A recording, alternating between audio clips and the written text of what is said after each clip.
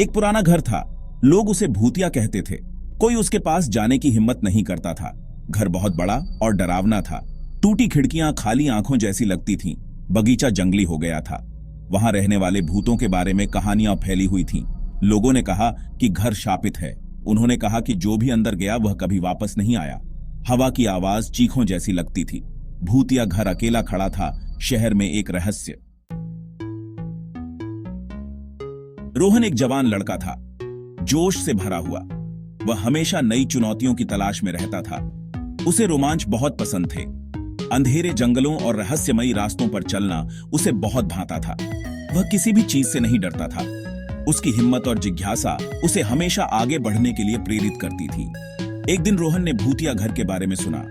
यह घर गांव के सबसे डरावने स्थानों में से एक माना जाता था। वह हंसा। भूत असली नहीं होते। उसने सोचा कि यह एक और मजेदार अनुभव होगा। उसने खुद घर तलाशने का फैसला किया। उसकी आंखों में एक चमक थी और दिल में उत्साह।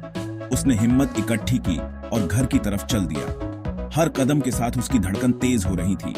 वह जितना पास आता गया, उसे उतनी ही ठंड लगती गई। हवा में एक अजीब सी सिहरन थी। ऐसा लगा जैसे बादलों के पीछे सूरज गायब हो गया हो। आसमान में अंधेरा छा गया था। रोहन सामने के दरवाजे पर पहुंचा। दरवाजा पुराना और जर्जर था। वह ऐसे खुला जैसे उसे अंदर बुला रहा हो। दरवाजे की चरमराहट ने माहौल को और भी डरावना बना दिया। उसने एक गहरी सांस ली और अंदर कदम रखा। उसके दिल की धड़कनें तेज हो गईं, लेकिन उसने अपने डर को काबू में रखा। अंदर की हवा भारी और ठंडी थी। हर तरफ धूल जमी हुई थी। छत से मकड़ी के जाले लटके हुए थे। रोहन धीरे धीरे चला। उसका दिल जोरों से धड़क रहा था। उसने एक आवाज सुनी, एक धीमी फुसफुसाहट। वह रुक गया और सुनने लगा। वह मुड़ा, पर वहां कुछ भी नहीं था। यह सिर्फ हवा है, उसने सोचा। वह चलता रहा। अचानक उसने अपनी आंख के कोने में एक परछाई को हिलते हुए देखा। वह जल्दी से मुड़ा, लेकिन फिर से वहां कुछ भी नहीं था। उसके दिल में डर समा गया। भाग 4। भूतिया मौजूदगी। वह एक कमरे में दाखिल हुआ। वह अंधेरा और धूल भरा था। पुराना फर्नीचर टूटा हुआ पड़ा था।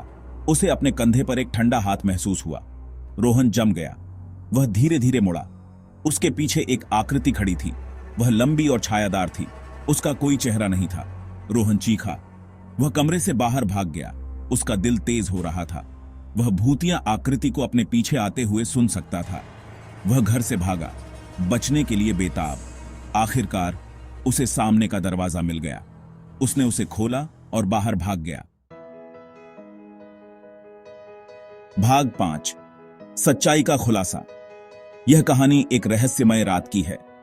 रोहन तब तक नहीं रुका जब तक वह अपने घर की सुरक्षा तक नहीं पहुंच गया। उसकी सांसें तेज हो रही थीं और दिल जोर से धड़क रहा था। उसने दरवाजा जोर से बंद किया और उसके पास गया, सांस के लिए हांफते हुए। उसकी आंखों में डर साफ झलक रहा था। उसने अपने दोस्तों को भूत के बारे में बताया। उसकी आवाज में घबराहट थी, लेकिन वह सच्चाई बताना चाहता था। वे हंसे।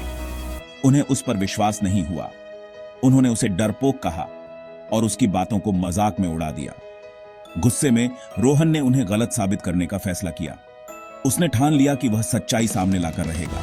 उसने अपने दोस्तों को इकट्ठा किया और भूतिया घर वापस चला गया। इस बार वह पूरी तैयारी के साथ आया था। उसने सामने का दरवाजा खोला। दरवाजे की चरमराहट ने माहौल को और भी डरावना बना दिया। वहां कमरे के बीच में उसका बड़ा भाई खड़ा था।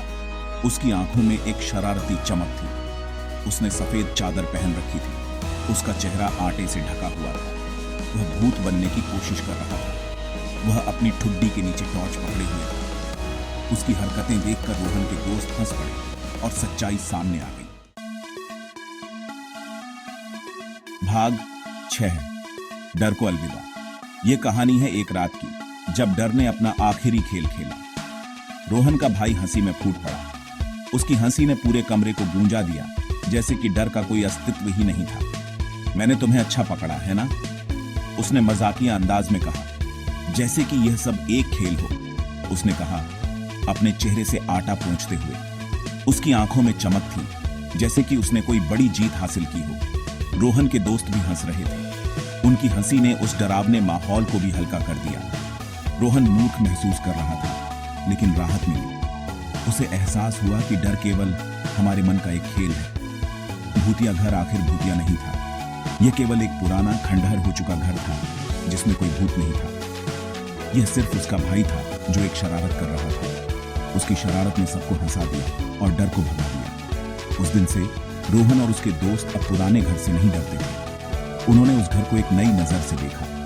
उन्होंने सीखा कि कभी कभी सबसे डरावने राक्षस वे होते हैं जिन्हें हम अपने दिमाग में बनाते हैं। असली डर हमारे अंदर ही होता है। घर चुपचाप खड़ा था, अब डर की जगह नहीं, बल्कि एक अनुस्मारक कि साहस किसी भी डर को जीत सकता है, यहाँ तक कि अज्ञात का डर भी। ये घर अब उनके लिए एक प्रतीक बन गया था, साहस और दोस्ती का।